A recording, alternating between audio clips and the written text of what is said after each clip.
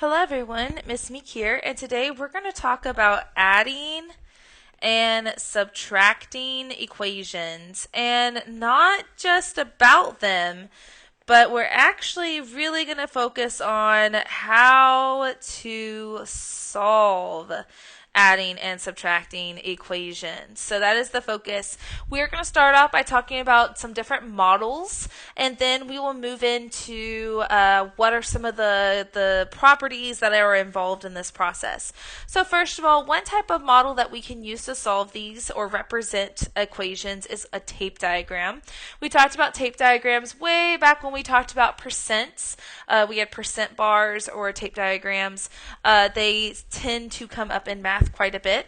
So on our tape diagram, what we're showing here is that it's saying that this part of the bar and this part of the bar together equals this grand total down here. So this part plus this part equals the total. So for example, in this first one, my equation would be 10 plus 12 equals x. Well, what is x going to be then? What's 10 plus 12? X is going to equal 22. That is the grand total there. Take a look at number 2. Again, we have a part plus this part, and they gave us the total down here. So 4 plus x is going to equal 7. All right, so what does x have to equal in order to get to that 7 we want? So far we have 4. We need to get to 7. Okay, that means that x has to be a 3. 4 plus 3 will give you that 7. Another way to represent these types of equations is with something called a hanger or mobile model. These are a visual representation, again, of adding and subtracting equations. The whole idea of these models is that this side here has to be balanced with this side here. So, for example, if this side is 1, 2, 3, 4, that means that this side here has to be 4 as well. So that means that x plus 1 has to equal a 4. These two sides should equal each other. So what does x need to be in order for it to equal 4? Well, x is going to need to be what's missing, which is 3 1s. So x would equal 3. Take a look at number 2. This side of the hanger is 5. That means that this side also needs to be 5 because these two sides should match each other. What I have, though, is x plus 3, and it needs to equal 5. So we're trying to figure out, okay, well, what does x need to be? What's missing? Well, what's missing is 2 1s. So x is supposed to be a 2. If x was a 2, then that would fill in, and each side of these hangers would match and stay balanced. We want them to stay balanced. Now, what if we don't have a picture? What if they just give us equations like this and tell us to solve? The big idea about solving equations is to isolate the variable. Remember, the variable is this guy right here. It is your letter. It is the unknown in your equation. And so the whole idea is to get him on one side of the equation completely by himself, by itself. To do that, we are going to undo the math that is happening in our equation. So if I see a subtraction, I'm going to use addition to undo that subtraction.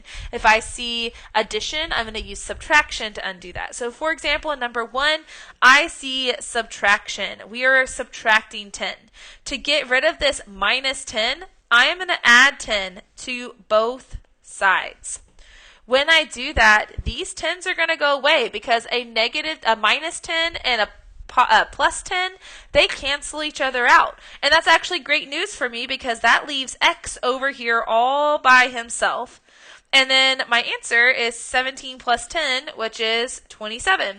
Now, go back and plug it in and check. Is 27 minus 10, does it equal 17?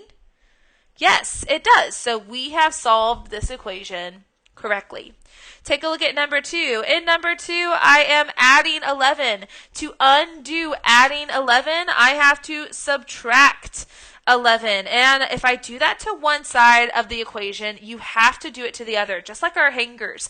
We want each side of our equation to both equal 15. And so if I do something to this side, I also am going to have to do the same thing to this side. That is why it's called the property of equality. What we're doing right now is we're using the property of equality, which means whatever I do to one side of the equation, I have to do to the other.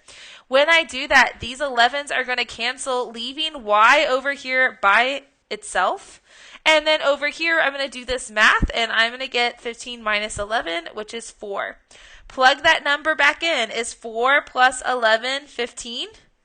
Yes, it is. So my answer is correct. Number 3, I'm subtracting 2, so that means that to undo that subtraction, I need to add 2. Not only just to this side, but to the other side. That is so important. You have to add it to both sides. It's a property of equality. These 2's are going to cancel, leaving this k all by itself, which is great. That's what I wanted. And 9 plus 2 is 11. Plug that in and make sure that that math works out. Is 11 minus 2 9? Yes, it is. Last one here, number 4. 15 equals p plus 5. Plus 5. To undo plus 5, I have to subtract 5 from both sides of my equation. These 5's are going to go away, leaving p all alone. And 15 minus 5 is 10. Plug that number back in to make sure that this actually is correct. And 10 plus 5, yes, it's 15. I have the right answer.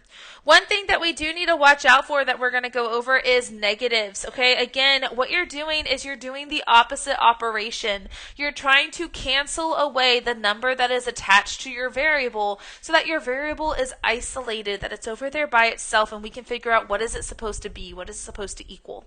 So on number 5 here, while I am adding here, I am not going to be putting a subtract 3 here because take a look. I have a negative 3. How do I cancel out a negative 3? I have to add 3. So yes, even though this is addition and I said you got to do the opposite operation, you also have to pay attention to your numbers because subtracting 3 here would not get rid of this negative 3 here. All it would do is continue to add to it. Okay, so I'm going to add a 3 to both sides. When I do that, these 3's are going to cancel, leaving in all by itself.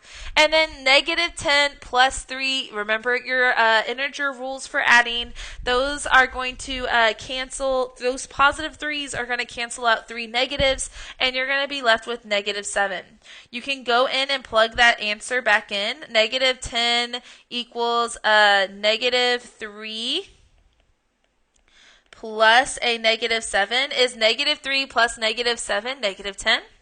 Yes, it is. So I did this one correctly. Take a look at this one. We have a minus 11. To get rid of a minus 11, I have to add 11 to both sides.